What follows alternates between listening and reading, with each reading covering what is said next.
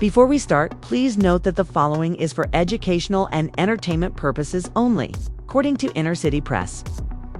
The seventh day of Sean Diddy Combs' federal trial was already degenerating into chaos when something unexpected happened. Comedian, commentator, and host of the most downloaded podcast in the world, Joe Rogan, entered the courtroom without an entourage or attorneys. Just a man holding a small black Joe Rogan was here to testify under oath, and what he revealed was not gossip but experience, observation, and a trail of receipts that went far beyond clickbait headlines. As he started to speak, it became evident that this was not just a celebrity trial anymore. Rather, it was the dismantling of an entire system. And Joe Rogan had just taken the stand to set the record straight. Nothing could have prepared anyone for what happened when comedian Joe Rogan, a UFC commentator and host of the world's most popular podcast, entered the courtroom as a surprise witness. It wasn't a publicity stunt. It was a full-scale intervention, and Rogan didn't come empty-handed. Wearing jeans and a dark gray blazer, Rogan cut a relaxed but focused figure as he took the stand. The room immediately fell silent, and no cameras were permitted. The judge asked Rogan to identify himself and his occupation, but court sketch artists rushed to capture every expression. Joseph James Rogan. I'm the host of the Joe Rogan Experience, Rogan said. I don't waste time. I'm not here to gossip, he started. I'm here because I've been given first-hand accounts from guests on my show that connect deeply to what's happening in this courtroom. Have recordings, and yes, I've kept them. As a wave of whispers swept through the courtroom, Rogan was now being treated like a whistleblower. Interviews he had done over the years with former bodyguards, label executives, and industry insiders. Many of them were afraid to speak off the record, so they came to me not as a judge, but as someone who wouldn't cut the tape when the truth became uncomfortable. Then, back in 2023, Rogan dropped the first bombshell. I had a guest on a former security detail. What's more disturbing is that this guest claimed that Jay-Z, LeBron James, and other public figures were aware of the knockoffs necessarily, that they took part, and that the courtroom erupted in gasps. Diddy appeared visibly disturbed, and his lawyers objected, but the judge overruled them. Roger went on to describe how this specific guest had personally witnessed several of these parties, describing them as rituals. The prosecution asked if Rogan had brought any recordings, and he nodded. Before coming here, I sent excerpts to the DA's office, which contain audio of unnamed insiders discussing these events. Some of the voices have been confirmed by forensic audio teams, as the judge ordered those recordings to be officially logged. Rogan also claimed that phones were confiscated, guests were blindfolded, and the phrase "freak off" was code inside the industry. Everyone pretended that everything was normal. He turned to face Diddy and concluded a portion of his statement with a quiet rage. This isn't just celebrity rumors. This is systemic abuse concealed behind platinum records and red carpet smiles. As Rogan settled into his testimony, the court allowed him to recite specific stories shared on his show. I've had Navy SEALs on my show, conspiracy theorists, professors, and even CIA whistleblowers. And I've never heard anything this unsettling come from the lips of people so high up in entertainment. As early as 2018, one of my first guests was a tour manager for a well-known R&B act. He came on to discuss the negative aspects of the music industry, including culture and pay-for-foreplay, ASAs. But during the break, he told me something different. Diddy's parties weren't just decadent, they were dangerous. Roger stressed that many of these conversations never made the final cut because people were afraid. I distorted his name, blurred his voice, and even recorded his segment in a remote cabin. He then told me about a producer who had been invited to an event hosted by Diddy in 2015. And what he witnessed there left him shaking. I saw people being filmed against their will, and Diddy called it, he said. Reading from notes taken during that off-air interview, AL's celebrities pretended not to notice. Too many wear money were anecdotal. Too many lined up to ignore epiphyses in accounts of locations and to pull people describing the same set of behaviors. When the judge asked if these claims were verified, Rogers explained that he kept a private archive of these unaired stories protected by non-disclosure agreements, NDAs, he crafted with legal advisors. I didn't want to be sued into oblivion, but I also didn't want this. Rob Ruff Tay lawsuits, and I began to make connections when the names and actions in those lawsuits matched. What my guests had been muttering for years. At one point, he cried and told me that a well-known music video director had approached him in 2022 with unreleased, uncensored footage of one of Diddy's parties. He claimed he was too afraid to go public, but he had been blackmailed into filming these events for more than 10 years. Joe ended by saying, Joe Rogan took a deep breath before turning to the moment that made headlines around the world. Elon Musk's unexpected remarks about Jennifer Lopez and Diddy on his podcast. At first, Joe said casually, "We were talking about Holly hypocrisy while Serta. Why celebrities speak up about politics, but stay dead silent when it's important. It's not a court of opinion anymore. This is a reckoning. And I'm here because people who trusted me with the truth deserve to be heard. The heard. Oh. They try-face, not toe-face it. It brought up Jennifer Lopez." And the courtroom leaned in as he explained that she had dated Diddy, attended his parties, and knew what he was like. "Why hasn't she warned anyone?" asked Roger, pausing as the video went viral and garnered millions of views. What struck me, though, was how quickly people jumped to defend J-Lo rather than questioning what she might be hiding. He reminded the court of the 1999 nightclub shooting that resulted in Shine's death. Jennifer was in the car when the gun was allegedly thrown out the window. She claimed that Diddy didn't do it and that he walked away. She went to prison and she continued to date Diddy for 2 more years. Joe let the jury consider that before moving on. What does it say when someone leaves a shooting scene and helps protect the man who is arrested and stays with him while someone else takes the fall? He then added a chilling line about "You're only perfect for the devil." Devil. Noted. Though many celebrities shared their posts about Diddy's charity, none of them raised their voices when the lawsuits began to pile up. Where was JLO when the freak off K-off-thon shined? When Sheen finally revealed the truth about 1999, he concluded with a pointed statement. "I'm not saying she did anything criminal, but I'm saying silence in the face of abuse is complicity. Too many people in Diddy's circle have mastered the art of vanishing when the cameras roll." A former bodyguard who worked at Diddy's Miami compound appeared on my show in 2022. Rogan started off by saying, "We didn't air that segment."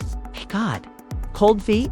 But what he told me off camera stuck with me, according to Rogan. The bodyguard described a reinforced basement-like vault buried beneath the estate that was only accessible by biometric scan. Inside it, the witness claimed, were dozens of encrypted hard drives. This story had been haunting him for months. V drives, HV drives, Bobak said. It was Diddy's insurance policy. Why are Rogan's footage of kicks, blackmail material contracts, hidden videos, and not just of people, but people of celebrities, executives, politic? Courtroom gasped. Gasped. Diddy's defense team visibly squirmed. One juror reached for their water glass with trembling hands. The man told me he once walked in during a backup session. There were racks of servers, all air-gapped. He didn't get far. Guy with a gun told him to leave the room immediately. Titty Stidthonch paused. That phrase, meet, themed Diddy's church because whatever was in that room, it was sacred to someone sacred because it held leverage. The judge allowed the prosecution to enter Rogan's affidavit containing this account into evidence, clarifying that although the physical existence of the vault hadn't been independently verified, corroboration from multiple podcast guests made it relevant to establishing a behavioral pattern. Rogan explained that to other guests, both stylists who had worked with Bad Boy. Artists independently described a downstairs room where security cameras were facing inward. One even said she was asked to sign an NDA in that very room after noticing what looked like a disguised peephole embedded in the mirror. That's what's chilling. Rogan said the spaces people desecrate these spaces and same way years different. Years apart, Pine Walk, you alive. Then life, then he revealed something the court hadn't heard. Before, 3 more.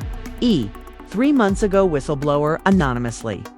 AMA claimed they worked for a third-party data recovery company in Miami and said they were hired to extract encrypted video from a corrupted server and claimed some of it showed guests at Diddy's events in compromising situations. I didn't air it, but I archived it because if this trial reaches federal seizure level, the goal ready has that D-heavy-ended segmentation dismayed innocently. If you're innocent, search the basement, open the vault, and release Wadawar box. And the black. Bo. By this point, it shifts. Ed Ray Jome had shifted. JoJo wasn't as he was a celebrity witness. He is an informant speaking with hand manipulation and man silence. PULATIV Nipulazi. One TI said, Ernst said. Ernst, he said, flipping through a thick set of notes. Because this is in parties. About parties, it's control, confair, femage, age silence. Rogan laid out a list of past guests who hinted at secrets but never followed through. One was a worker with a list who worked Wallace Talent. Ent. She came on the show to discuss fashion. But she told me off-air that she quit the industry because of what Diddy made her witness. She claimed that one night at a Hamptons house party, she saw someone being filmed in a private room using a two-way mirror. When I asked her who else was there, she hesitated, and then she said, Jay-Z. Roger clarified that she didn't say Jay-Z took part in anything, but that he was there several times. She also described him moving through those parties as a ghost, seen but unseen. He never spoke. I've heard former security dancers, personal assistants, and producers all say the same thing. Jay-Z and Diddy were like two sides of the same coin. One was loud and chaotic. The other was controlled and quiet and calculated, but the scenes were always the same. Roger claimed that he once asked an industry insider why no one was calling out the behavior, and he laughed. Joe Smee D. He told me, have. Joe added if Diddy was the fire, Jay-Z was the smoke detector that never went off. The prosecution seized on that line because it supported their theory of institutional protection, which holds that people turn blind eyes to maintain access, status, and power. He then talked about how his team received anonymous messages warning them to stop talking about Diddy. One email read, "Don't dig too deep, Joe. You'll end up like the ones who Joe's tone changed as he claimed he were in the wrong room at the wrong time. You all remember the Manzaro La Soria tight? We traced that IP address, and it came from a firm tied to Roc Nation's PR team." The judge allowed that statement with a cautionary note. Rogers looked to the jury and said, silence is a weapon, and this entire machine is built on people keeping their mouths shut. Not built that way. I spoke with someone who was on that yacht, and he told me about a young videographer in his early 20s who had been hired to film an event in January 2023. He told me that he was told to only record the happy stuff, but he never recovered from what he saw. Joe then read from an anonymous transcript that there were celebrities everywhere, including Clobrin, James, Gloriophon, Jay-Z, and Beyonce. People were smiling, but the farther back you went, the more he said. Towards the end of the night, Joe added, the man claimed to have handed over his memory cards. He said that Did's team gave him $5,000 and took the footage, telling him he would get a final cut later. He never heard from them again.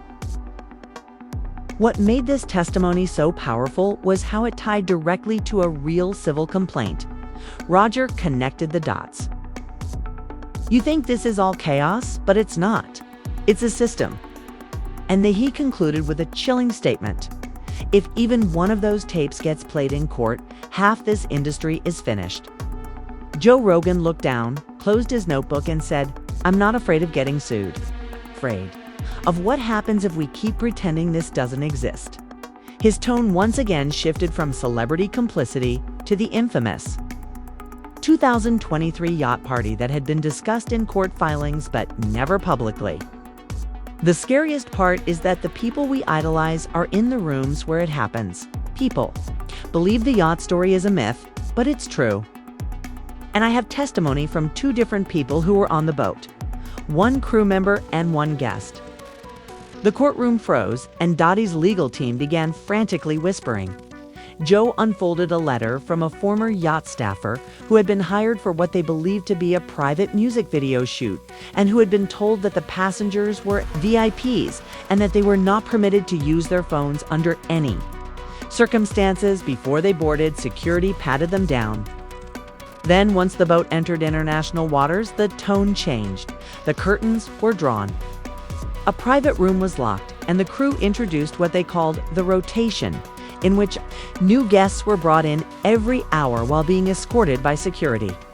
Joe's voice grew colder, and the witness claimed that there were hidden cameras inside mirror frames.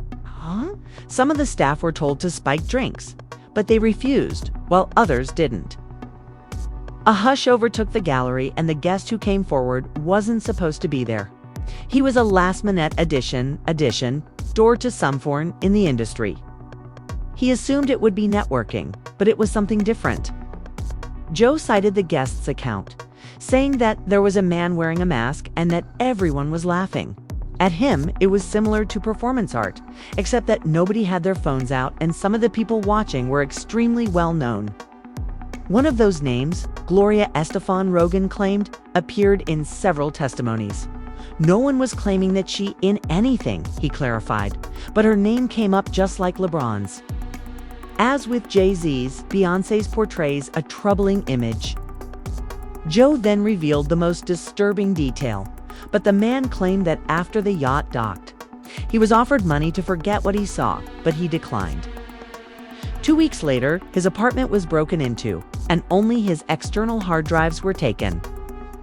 The court ordered the statement to be entered into evidence.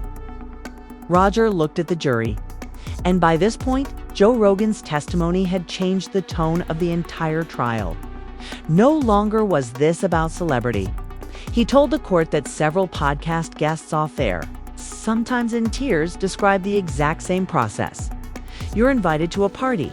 You're told to sign an NDA. You're filmed without your knowledge. And then a month later, you get a text, not a threat. Just a reminder that you had fun last time. It was about systematic intimidation, power, and all. Let me talk about leverage, he said plainly, because what Diddy created wasn't just a party scene, it was an ecosystem of silence. Joe referred to it as a web of invisible handcuffs and explained how a Grammy-winning producer offered him a huge career boost in exchange for removing a video from a Diddy party. He declined, and 3 venues canceled his tour a week later. Roger also mentioned how he had received legal letters from public relations, firms warning him to refrain from talking about certain people. He didn't name them, but the jury didn't require a roadmap. Finally, the most terrifying part came. A guest who had worked for a celebrity security agency. He took a deep breath and told me that there was a master folder, which Diddy called the rainy day file. Joe explained that this folder included encrypted insurance and backup footage that was stored off-site. The idea is that if someone tried to take him down, he would leak what he had on them. One of those files, according to the source, featured a politician. I won't reveal his name, but if the feds have those tapes, this trial is just getting started. The judge ordered that the line struck, but the damage was done. Joe concluded the segment. As his testimony came to a close, Joe Rogan stood from the witness chair. He wasn't asked to, but he had to finish standing because, as he put it, this isn't about canceling Diddy. It's about finally holding someone accountable who built an empire on fear. The judge gave him permission to make a closing statement, and the courtroom fell silent, even though the sketch artist had stopped drawing Rogers over the years. This wasn't fame, this was fear, he said. My interviews with astronauts, scientists, philosophers, comedians, and former spooks have taught me to recognize when people are lying and when they are holding back out of fear. What I've heard about Diddy, I'm telling you, didn't come from trolls. Rather, it came from people who shook while speaking and looked over their shoulders every 10 seconds. He paused, saying, "If the feds don't find the footage, the public will. Someone somewhere will have it, and when it comes out, this courtroom will look like a warm-up act." The judge asked Rogan if he had anything more to say. He nodded slowly. "I've said a lot on the mic, some of it stupid, some of it funny. But this is the one time I needed every word to count, because if even one child is saved from entering that kind of nightmare, then all of this, every threat, every NDA, every silent producer was worth breaking. I don't know if you started this, but I know you kept it going, and now you're watching it fall apart from the inside out." For the first time in days, didn't gaze past the defendant's table.